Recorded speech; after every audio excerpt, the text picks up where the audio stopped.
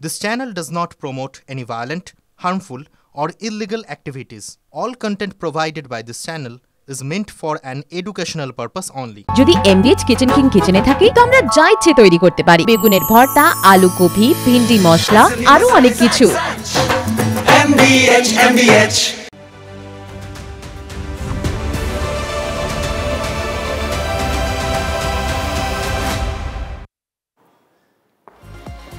নমস্কার, টিভি 9 বাংলায় আপনাদের সকলকে স্বাগত। স্পেশাল 9 শুরু করছি আপনাদের সঙ্গে আমি মঞ্জিরা।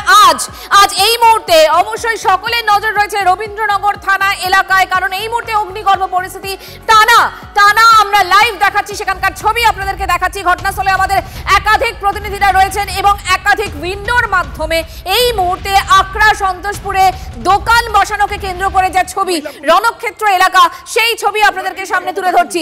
কিছুক্ষণ আগেই শুভেন্দু অধিকারী বলছিলেন এই মুহূর্তে শঙ্কর ঘোষ।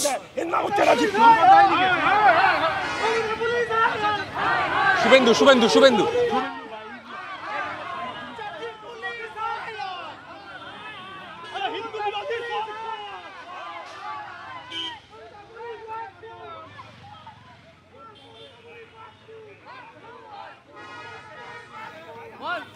দোকান বসানোকে কেন্দ্র করে দুই গোষ্ঠীর মধ্যে সংঘর্ষ।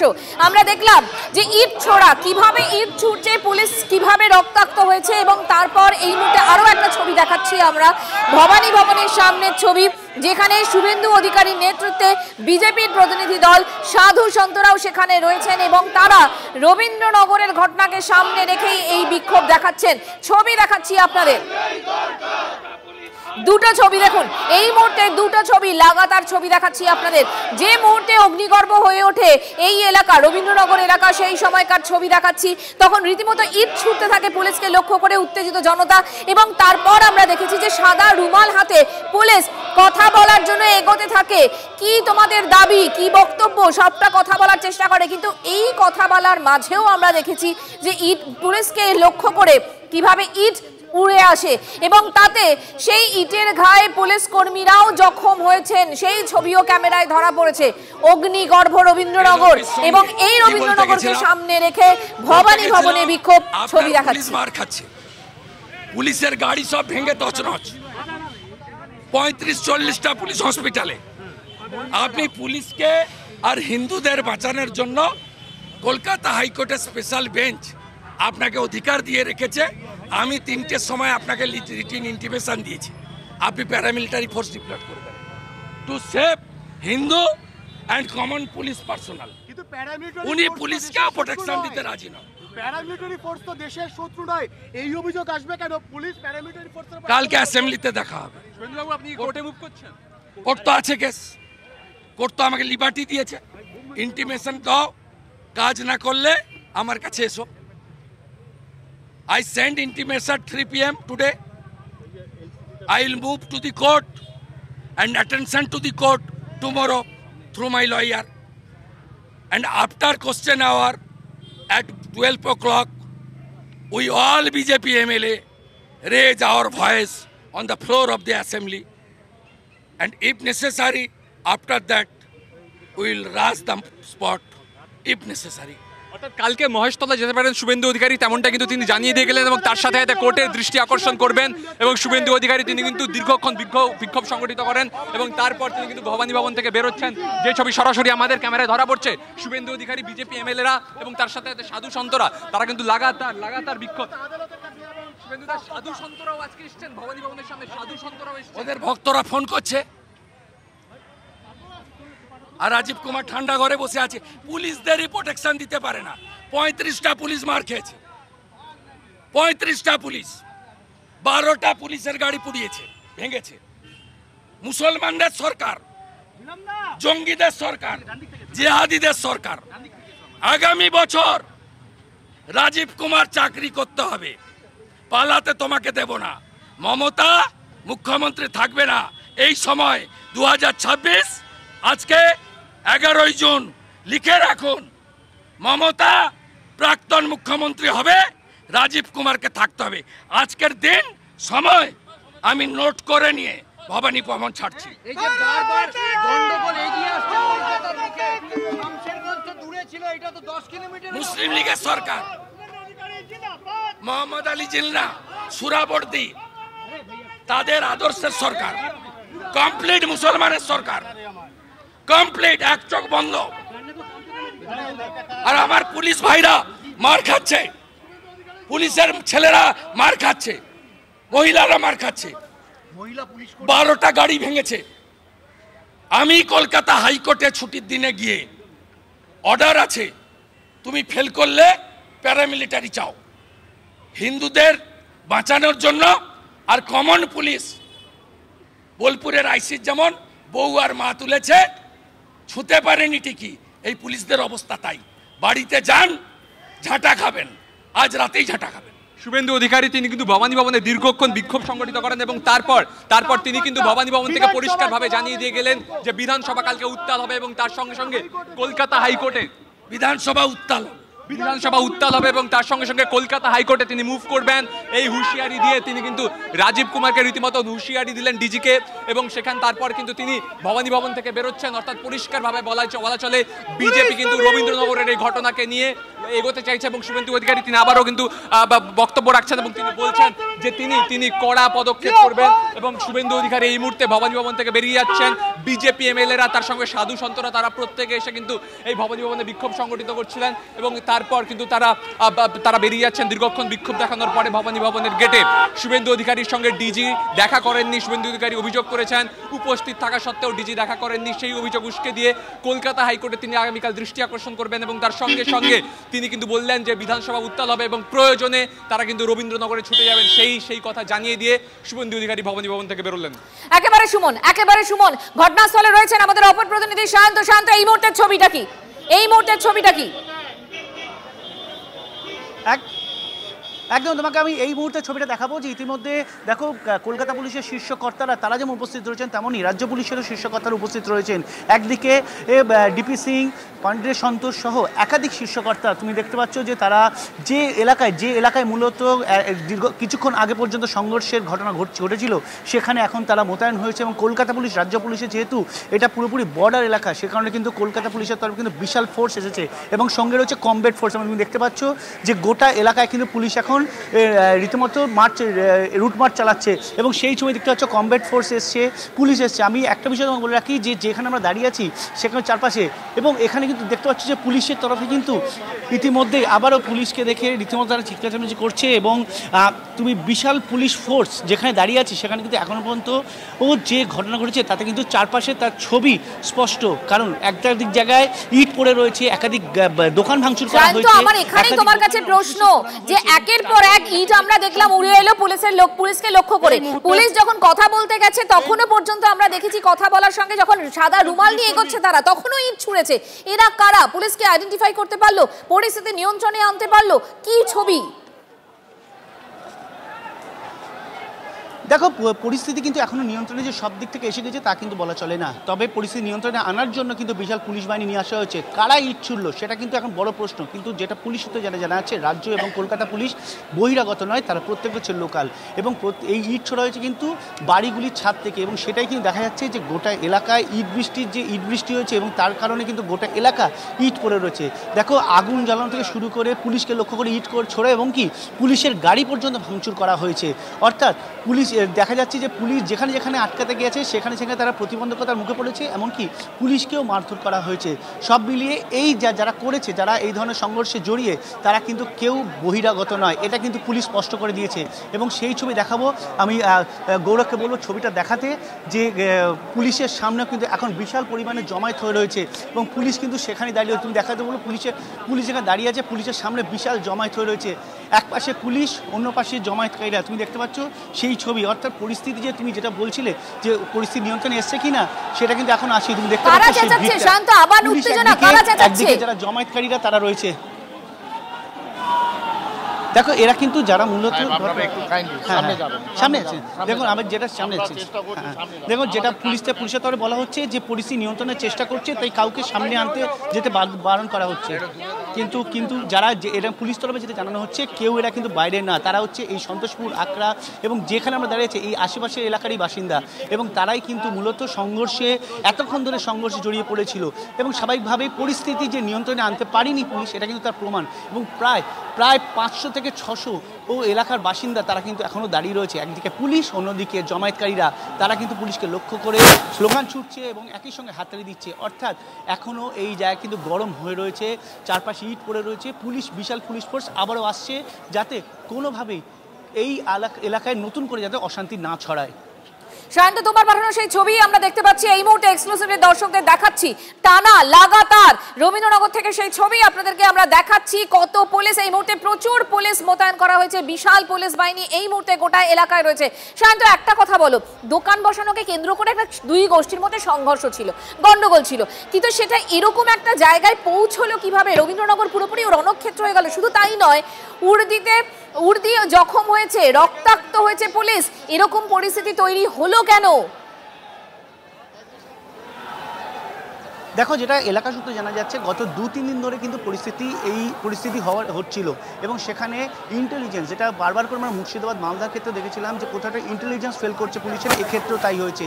যে ধরনের পরিস্থিতি নিয়ন্ত্রণে আনার জন্য ব্যবস্থা নেওয়া দরকার ছিল গত 2-3 দিন ধরে, সেটা কিন্তু নেওয়া হয়নি, যে কারণে আজ এত বড় ঘটনা ঘটলো। দেখো, এলাকাবাসীরা যেটা জানাচ্ছেন, যারা শান্তিপ্রিয় মানুষ, তারা যেটা জানাচ্ছেন যে এই ব্যাপারে কিন্তু পুলিশকে আগে থেকে অ্যালার্ট করা হয়েছিল, কলকাতা পুলিশ, রাজ্য পুলিশ, কিন্তু রাজ্য পুলিশের সেই পরিকাঠামো নেই যে ধরনের পরিস্থিতি তৈরি হয়েছিল তাকে আটকানো।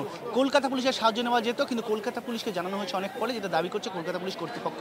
এবং এই দিকে তুমি দেখতে পাচ্ছ যে এই ধরনের সিচুয়েশন, সেই সিচুয়েশন কিন্তু তৈরি হওয়ার পেছনে যে ইন্ধন এবং উস্কানি রয়েছে একটা পক্ষে, তা কিন্তু নিশ্চিতভাবে বলা চলে। কেন পরপর রাজ্যে গত 1-1.5 মাসে তুমি যদি দেখো, পরপর ঘটে চলেছে। এবং আজকেও যে ঘটনাটা ঘটেছে তাতে কিন্তু একই রকমভাবে মালদা মুর্শিদাবাদে যেভাবে বাড়ি ঘর দোকান প্রথমে ভাঙচুর করা হয় এবং তারপর ইট বৃষ্টি করা হয়, তারপর পুলিশের গায়ের উপর হাত তোলা হয়, প্রতিটা ঘটনা কিন্তু একইভাবে। একদম শান্ত, আমরা ছবি দেখাচ্ছি, মহিলা পুলিশও ছাড় পাননি, আমরা সেই ছবি দেখাচ্ছি এবং এই মুহূর্তেও যথেষ্ট উত্তেজনা রয়েছে গোটা এলাকায়। শান্ত, তুমি যে ছবি দেখাচ্ছ, প্রচুর পুলিশ মোতায়েন রয়েছে গোটা এলাকা জুড়ে, ছবি দেখাচ্ছি আপনাদের। এবং এই রবীন্দ্রনগরের ঘটনাকে সামনে রেখে আগামীকাল বিধানসভা উত্তাল হওয়ার কথা বলছেন শুভেন্দু অধিকারী, আদালতের দ্বারস্থ হবেন বলছেন শুভেন্দু অধিকারী। কিছুক্ষণ আগেই আমরা দেখেছিলাম ভবানী ভবনে শুভেন্দু অধিকারীর নেতৃত্বে একটা বিজেপির প্রতিনিধি দল সেখানে গিয়েছিলেন এবং তাদের সঙ্গে সনাতনীরাও ছিলেন। রাজ্য পুলিশের ডিজির সঙ্গে তারা দেখা করতে চেয়েছিলেন, কিন্তু তিনি সময় দেননি, তিনি দেখা করেননি, অভিযোগ এমনটাই করেছেন শুভেন্দু অধিকারী। সুমনও আমাদের সঙ্গে রয়েছেন। সুমন, শুভেন্দু অধিকারী কি বললেন? সুমনের সঙ্গে কথা বলবো এই মুহূর্তে। আরো একবার আপনাদের সেই ছবি দেখাচ্ছি, রণক্ষেত্র রবীন্দ্রনগর এবং ভবানী ভবনে বিক্ষোভ দেখালো বিজেপির প্রতিনিধি দল। আগামীকাল বিধানসভা অধিবেশন অচল করার হুমকি দিয়েছেন শুভেন্দু অধিকারী এবং আদালতেরও দ্বারস্থ হবেন শুভেন্দু অধিকারী, এ কথাও বলেছেন। সুমন আমাদের সঙ্গে রয়েছেন। সুমন, শুভেন্দু অধিকারী কি বললেন? বিজেপির প্রতিনিধি দল, তাদের কি বক্তব্য ছিল? একবার দেখো মঞ্জুরা, শুভেন্দু অধিকারী বিজেপির বিধায়কের প্রতিনিধি দল এবং তার সঙ্গে সঙ্গে সাধু সন্তরা তারা কিন্তু হঠাৎ করেই চলে আসেন এই ভবানী ভবনের সামনে এবং ভবানী ভবনের মধ্যে ঢুকে যান শুভেন্দু অধিকারী। দীর্ঘক্ষণ তিনি সেখানে থাকেন, যদিও ডিজির সঙ্গে তিনি কথা বলতে পারেননি। তিনি অভিযোগ করেছেন ডিজি ভিতরে থাকা সত্ত্বেও তার সঙ্গে কথা বলেন এবং তারপর তিনি বেরিয়ে আসেন। বেরিয়ে এসে ভবানী ভবনের সামনে বিক্ষোভ প্রদর্শন করেন এবং তারপর তিনি দাবি তোলেন, তিনি কার্যত হুঁশিয়ারি দিয়ে গেছেন আগামীকাল বিধানসভা উত্তাল হবে এবং তার সাথে সাথে হাইকোর্টে তিনি দৃষ্টি আকর্ষণ করবেন। সবটা মিলিয়ে শুভেন্দু অধিকারী দীর্ঘক্ষণ এই ভবানী ভবনের সামনে বিক্ষোভ প্রদর্শন করেন এবং তিনি বলেন প্রয়োজনে তারা মহেশতলার দিকেও ছুটে যাবেন আগামীকাল। অর্থাৎ যে পরিস্থিতি হয়েছে আইন শৃঙ্খলা, তা নিয়ে রীতিমতো প্রশ্নচিহ্ন তৈরি করে দেন শুভেন্দু অধিকারী এবং তিনি ডিজির বিরুদ্ধে একাধিক অভিযোগ করে তারপর কিন্তু এখান থেকে রওনা দিয়েছেন। একেবারে সুমন, তুমি আমাদের সঙ্গে দেখো, আবারও চলে যাব। শান্ত আমাদের সঙ্গে রয়েছেন একেবারে ঘটনাস্থল থেকে। শান্ত, কি পরিস্থিতি? সেই ছবি আমি আরেকবার গৌরবকে বলবো দেখানোর জন্য। এখনও কিন্তু পুলিশ একদিকে রয়েছে, উল্টো দিকে রয়েছে জমায়েতকারীরা এবং সেই সংখ্যা কিন্তু নেহাতি কম নয়। যেটা পুলিশ মনে করছে প্রায় 500 থেকে 600 জমায়েতকারী, তারা কিন্তু ঠিক রাস্তার রবীন্দ্রনগরে যে আকরা রোড রয়েছে তার ঠিক রাস্তার ওপারে দাঁড়িয়ে আছে এবং পুলিশকে লক্ষ্য করে তাদের স্লোগান, তাদের হাততালি কিন্তু সব কিছুই চলছে। মূলত পুলিশ একটা বিষয়ে বলছে, নিশ্চিত করার চেষ্টা করছে যে এই এলাকায় যেন আর কোনো অপ্রীতিকর ঘটনা না ঘটে, কিন্তু সেটা কিন্তু হওয়ার নয়, সেটা কিন্তু কম হওয়ার নয়, সেটা কিন্তু ছবি থেকে বোঝা যাচ্ছে। কারণ যে জমায়েত বাড়ছে, কিছুক্ষণ আগেও যে জমায়েত দেখছিলাম তার তুলনায় কিন্তু অনেকটাই জমায়েত বেড়েছে এবং তুমি শুনতে পাবে এবং তুমি দেখতে পাচ্ছ পুলিশ কিন্তু সেই ছবি দেখাতে এবং স্থানীয় বাসিন্দার ছবি দেখাতে বারণ করছে এবং সেই কারণে আমরা পুলিশের দিকে ছবিটা ঘুরিয়ে রেখেছি, পুলিশের দিকে ছবি করলাম এবং পুলিশকে দেখাচ্ছি যে কী পরিমাণ রবীন্দ্রনগর আকরা রোডে পুলিশ দাঁড়িয়ে রয়েছে। দেখো, একটা বিষয় তোমাকে নিশ্চিত করে বলতে পারি যে এই এলাকায় যে ঘটনা ঘটেছে তা কিন্তু আগাম ভাবে জানতে পেরেছিল সাধারণ মানুষ, কারণ সাধারণ মানুষ কিন্তু অনেকদিন আগেই এই যেটা সাধারণ মানুষ জানাচ্ছে যে তারা অনেকদিন আগেই এই ব্যাপারটা সম্পর্কে জানতে পারে এবং বুঝতে পারে যে কিছু একটা হতে চলেছে, এবং সেই সম্পর্কে কিন্তু তারা যেটা জানিয়েছিল প্রশাসনকে, কিন্তু সেটা ব্যবস্থা নেওয়া হয়নি, যে কারণে কিন্তু বড় আকার হয়েছে। এবং আরেকটা বিষয়, যেভাবে ভাঙচুর করা হয়েছে, যেভাবে ইট বৃষ্টি চলেছে, যেভাবে গাড়ি চালিয়ে দেওয়া হয়েছে, সেটা কিন্তু আরও বড় আকার নিতে পারে এই আশঙ্কা করছেন এখানকার পুলিশ প্রশাসনের কর্তারা। কারণ আশপাশের গোটা এলাকায় কিন্তু এখনো অলিগলিতে বহু মানুষ জমায়েত হয়ে রয়েছে এবং আরো বেশি শান্ত, আমি আসবো শান্ত, আমি তোমার কাছে আসছি। এলাকার বিধায়ক, তার কি বক্তব্য ঘটনা সম্পর্কে শুনুন। আমরা ঢুকছি এবং পুলিশ আপ্রাণ চেষ্টা করে করছে, এখন অনেকটা শান্ত হয়েছে, অনেকটা স্বাভাবিক হয়েছে। ঘটনাটা বিক্ষিপ্ত ঘটনা, ওই বাজারে দোকান লাগানো নিয়ে ঝামেলা। এটা তো হওয়া উচিত না, খুব অবাঞ্ছিত ঘটনা, কিন্তু একটা ঘটনা ঘটে গেছে, এখন সেটার মোকাবিলা করতে হবে যাতে করে ঘটনাটা না বাড়ে, এলাকা যাতে শান্ত থাকে। পুলিশের তরফ থেকে আহত হয়েছে, আমরা দেখেছি, গাড়িও ভাঙচুর হয়েছে। এখন জনরোষ তখন ছিল, তো মানুষ তার মধ্যে কি ঘটনা ঘটিয়েছে তা আমরা তো জানি না। যাই হোক, যারা এই ঘটনা ঘটিয়েছে পুলিশ তাদের বিরুদ্ধে যে অ্যাকশন নেবে। এলাকার মানুষের জন্য একটাই বার্তা যে আপনারা সাম্প্রদায়িক সম্প্রীতি বজায় রাখুন, কোনো রকম ঝামেলা গণ্ডগোল করবেন না, এলাকায় শান্তি বজায় রাখুন। এলাকার বিধায়ক, মেটিয়া বুরুজের বিধায়ক খালেক মোল্লা, তিনি বলছেন এলাকায় শান্তি সম্প্রীতি বজায় রাখুন, কিন্তু এই মুহূর্তে যে ছবি আমরা দেখতে পাচ্ছি, এখনো প্রচুর মানুষ জমায়েত রয়েছেন, প্রচুর পুলিশ এই মুহূর্তে মোতায়েন রয়েছে, গোটা এলাকায় যথেষ্ট উত্তেজনা রয়েছে। শান্তর কাছে আবারও চলে যাব। শান্ত, একটা কথা বলো, এই যে জমায়েতগুলো কেন রয়েছে, কেন পুলিশ তাদেরকে সরিয়ে দিতে পারছে না? তারা কি কোনোভাবেই তাদেরকে কন্ট্রোল করা যাচ্ছে না?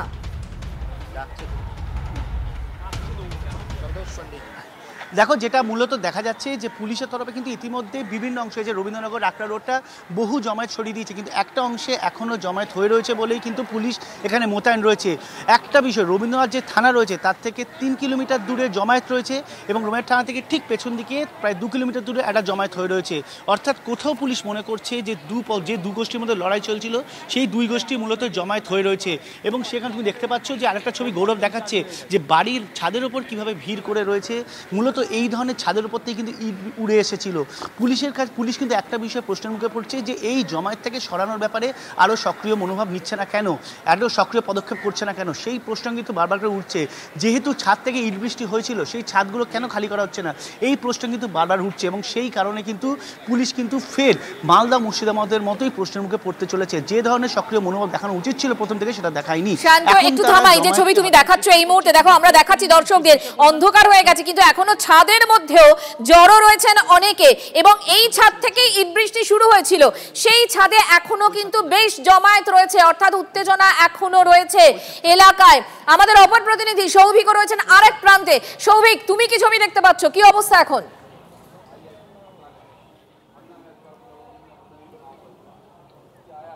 দেখো, আমি যে জায়গাটায় রয়েছি এটা কিন্তু একেবারে রবীন্দ্রনগর থানার প্রবেশ করার যে রাস্তা, সেই রাস্তার উপরে একটি দোকান আমি দেখাবো, যে একটি কেকের দোকান। সেই কেকের দোকানে কিন্তু প্রথম যে গন্ডগোলটা শুরু হয়, প্রথম ভাঙচুর শুরু হয় এই কেকের দোকান থেকেই কিন্তু শুরু হয়। তারপরে কিন্তু সেই মব সোজা চলে যায় রবীন্দ্রনগর থানার পাশ থেকে চলে যায় সেটা মেটিয়াবুজের দিকে। তুমি দেখতে পাচ্ছ চারিদিকে কিন্তু ইট পড়ে রয়েছে, এখানে ইট ভাঙা হয়েছে, অর্থাৎ ইট বৃষ্টির জন্য যে ইট প্রয়োজন সেই ইট কিন্তু ভাঙা রয়েছে। এবং যে রাস্তাটা এখন সুদীপদা আমাদেরকে দেখাচ্ছে সেটা কিন্তু এটাই হচ্ছে রবীন্দ্রনগর থানার দিকে যাওয়া রাস্তা। এই মুহূর্তে কিন্তু বিশাল পুলিশ বাহিনী এবং উল্টো দিকে যেটা একেবারে আকরা সন্তোষপুরের দিকে থেকে আসার যে রাস্তা, সেখানেও কিন্তু পুলিশ মোতায়েন রয়েছে, এখানেও কিন্তু গন্ডগোল হয়, এখানে 2-1টা গাড়ি ভাঙচুর হয়। এবং এই মুহূর্তে প্রচুর পরিমাণে পুলিশ মোতায়েন, কলকাতা থেকে বিশাল ফোর্স এসছে, এবং যাতে নতুন করে কোনো ঘটনা না ঘটে, তার জন্যই কিন্তু নতুন করে কোনো গন্ডগোল না ঘটে সেটাই চেষ্টা করা হচ্ছে। এবং ইতিমধ্যেই কিন্তু এমএলএ খালেদ মোল্লা তিনি নিজে উপস্থিত রয়েছেন এবং তিনি বারবার যেটা বলছেন যে বা যারা এই ঘটনা ঘটিয়েছে তাদের বিরুদ্ধে আইনানুগ ব্যবস্থা নেবে পুলিশ, কিন্তু সাধারণ মানুষকে শান্ত থাকতে বলা হচ্ছে যাতে নতুন করে আর কোনো গন্ডগোলের সূত্রপাত না হয়। তবে এখনও কিন্তু পরিস্থিতি যথেষ্ট পরিমাণে উত্তেজনাপূর্ণ রয়েছে, কারণ এখনও বিভিন্ন জায়গায় কিন্তু মব রয়েছে এবং সেই মবগুলোকেই সরাবার চেষ্টা করছে পুলিশ। এবং প্রত্যেকটা দোকানপাট কিন্তু এই মুহূর্তে বন্ধ। কিছুক্ষণ আগে আমরা দেখাচ্ছিলাম যে রবীন্দ্রনগর থানার ঠিক পিছন দিকে যে বাজার, সেই বাজারে ঢুকে কিন্তু দুষ্কৃতীরা তাণ্ডব চালিয়েছে, প্রত্যেকটা দোকান ভাঙচুর করা হয়েছে। যদিও এই মুহূর্তে কিন্তু পরিস্থিতি আগের থেকে অনেকটাই স্বাভাবিক, তবে পরিস্থিতিতে একেবারে হাতে কন্ট্রোলে চলে এসেছে এমনটা নয়। সৌভিক একেবারে সৌভিক যে ছবি একটু আগেই দেখালো আপনাদের, আর একবার সৌভিক যদি সম্ভব হয়, যে দোকান থেকে মূলত গন্ডগোলটা শুরু হয়েছিল সেই ছবিটা আপনাদেরকে আবারও দেখাবো আমরা।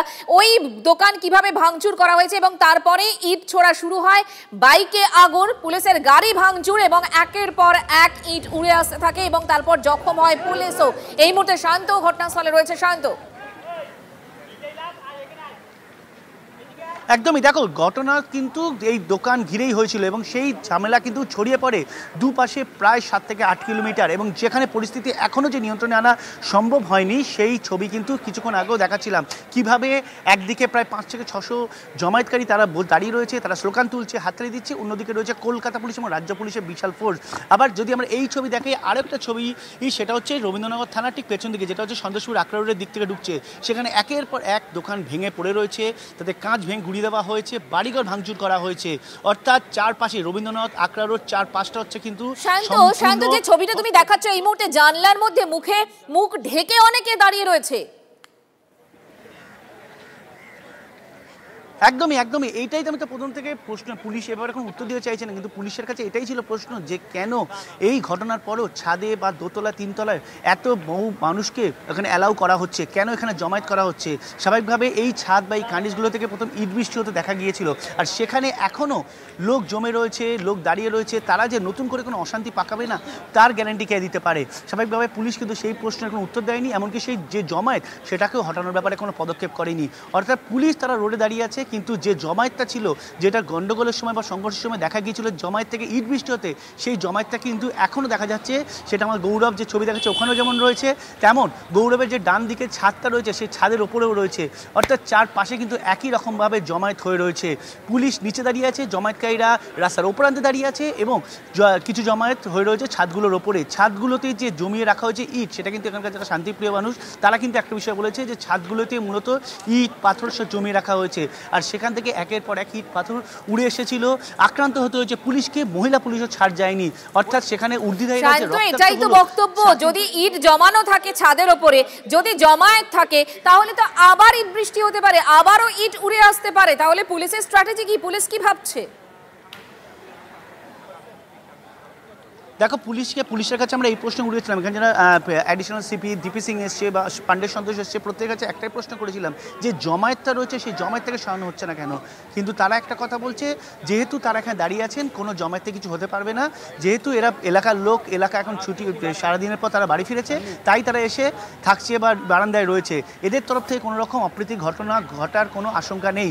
কিন্তু সাধারণ শান্তিপ্রিয় মানুষ যারা বলছেন তারা কিন্তু বলছে এই ছাদ বা এই জমায়েত থেকেই মূলত কিন্তু অশান্তি পাকিয়েছিল, এবং সেই অশান্তি পাকানোর পর কিন্তু এই ভিড়ের মধ্যেই তারা ঢুকে গিয়েছে, এবং আগামী যতক্ষণ পুলিশ থাকবে ততক্ষণ পরিস্থিতি শান্ত থাকবে, এবং যখন পুলিশ সরে যাবে তখন কিন্তু আবারও সেই ইট বৃষ্টি, সেই গাড়ি জ্বালানো বা অন্যান্য যে সংঘর্ষ বা ভাঙচুরের পরিস্থিতি তৈরি হয়েছিল বা ভাঙচুর করা হয়েছে।